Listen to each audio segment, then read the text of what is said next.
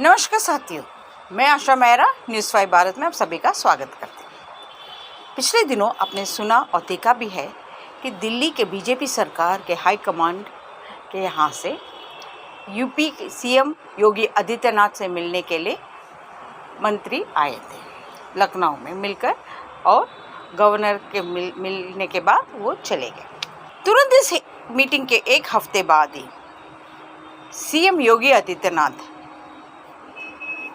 अपना यात्रा दिल्ली की तरफ गए और वहाँ पर गृह मंत्री अमित शाह से मिले, प्राइम मिनिस्टर नरेंद्र मोदी जी से मिले और जेपी नड्डा से भी मिले। इस आना जाना में जो गोदी मीडिया जो अटकलें लगाए इस मीटिंग को लेकर, किस तरह से इन्होंने जनता को गुमराह किया, मैं अभी आपको बता देती।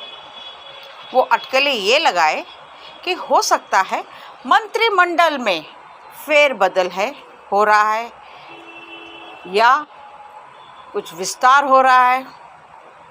इस तरह के बातें बताकर जनता को गुमराह किया जा रहा था, लेकिन असल में मुद्दा कुछ और ही है। असल बात कुछ और ही है। योगी आदित्यनाथ, सीएम योगी आदित्यनाथ और दिल्ली से आना अधिकारियों का और सीएम योगी आदित्यनाथ को मिलना और सीएम योगी आदित्यनाथ दिल्ली जाना, गृह मंत्री prime minister JP Nadda ji से मिलना, ये इनकी एक ग्राउंड रिपोर्टिंग चल रही थी, मीटिंग चल रही थी आने वाला 2022 को इलेक्शंस को लेकर। अब आप बोलेंगे 2022 के इलेक्शन टाइम है।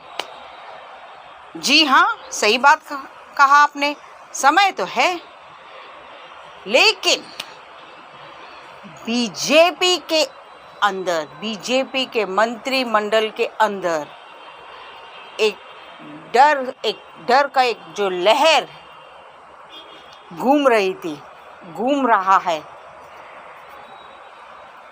वो इसीलिए बीजेपी और आरएसएस ने एक इंटरनल सर्वे किया था। ये मैं नहीं कह रही हूँ, ये बात जनसत्ता में बताया गया है।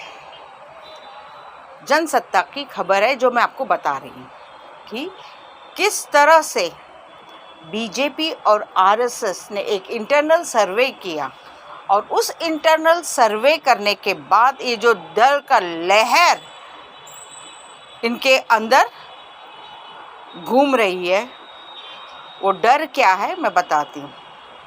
वो डर ये है, जब इंटरनल सर्वे हो रहा था, होने के बाद वो कंक्लूजन जब आया, उनको उस कंक्लूजन से वो डर था कि कहीं पंजाब की तरह, बंगाल की तरह जो सूफड़ा साफ हो गया, कहीं यूपी में बीजेपी का सूफड़ा साफ ना हो जाए।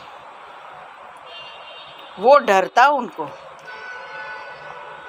और जो उन्होंने ये आरएसएस बीजेपी ने जो इंटरनल रिपोर्ट तैयार की है, सर्वे किया है, उस सर्वे का जो रिपोर्ट आया है उसमें ये बताया जा रहा है 100 सीट या 100 सीट से भी कम, या हो सकता है पूरा सूफड़ा साफ ही हो जाए बीजेपी का यूपी के अंदर।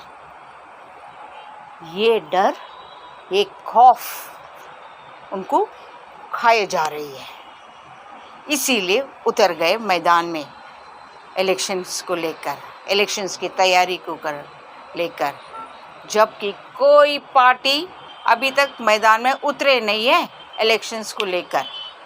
अब बात आ रही है बीजेपी कौन सा चेहरा लेकर यूपी के इलेक्शंस लड़ेंगे।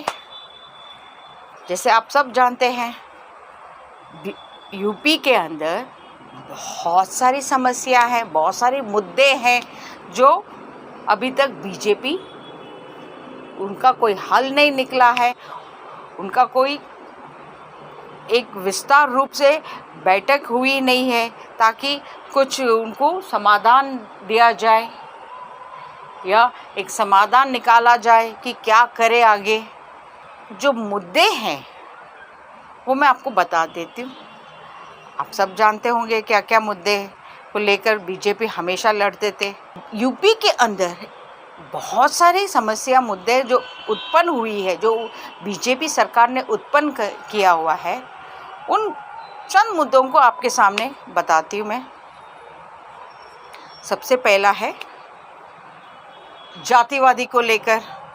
किस तरीके से एक ही जाति को सरकार ने समर्थन दिया है और बाकी सारे लोग देखते रह गए। बाकी सारे लोग मतलब बाकी सारे जातियां देखते रह गए। दूसरा है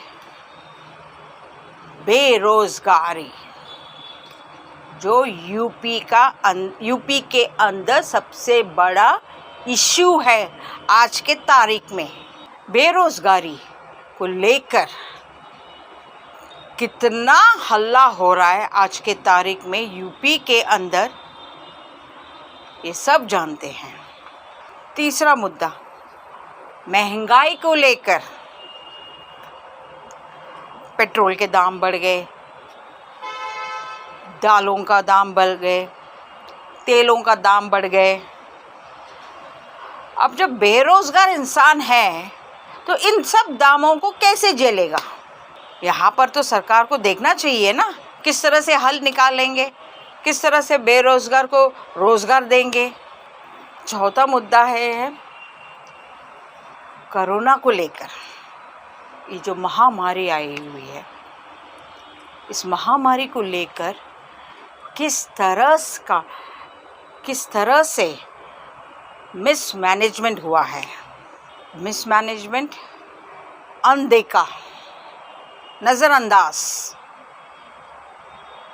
कोई जिए कोई मरे, कोई लेना देना नहीं। किस तरह से लोग इस महामारी में तड़प तड़प के मरे, या किस तरह से उन्होंने अपने आप को ज़िंदा रखने के लिए यहाँ तक अपने घर बार सब बेच दिए। बहुत सारी इसके अंदर समस्या है, प्रश्न भी आ जाता है इसके अंदर, जो हम कभी विस्तार में बात करेंगे। और आपने ये भी देखा है माँ गंगा नदी में किस तरह से शवों का तैरना। ये सारे मिसमैनेजमेंट जो हुआ है सरकार से ही हुआ है ना। किसकी सरकार है? बीजेपी की सरकार।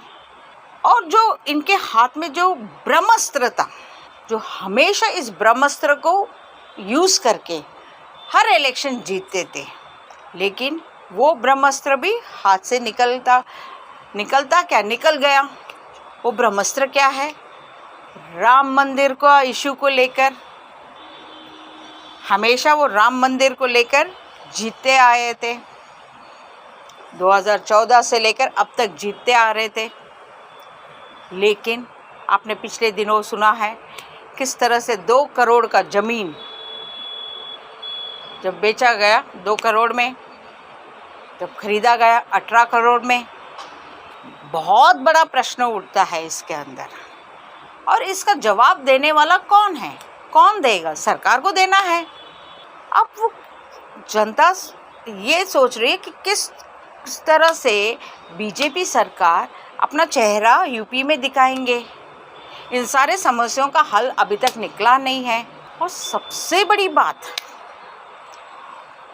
पश्चिमी उत्तर प्रदेश को लेकर जो किसान आंदोलन को लेकर हो रहा है बात, अभी तक उसका कोई समस्या नहीं निकला है।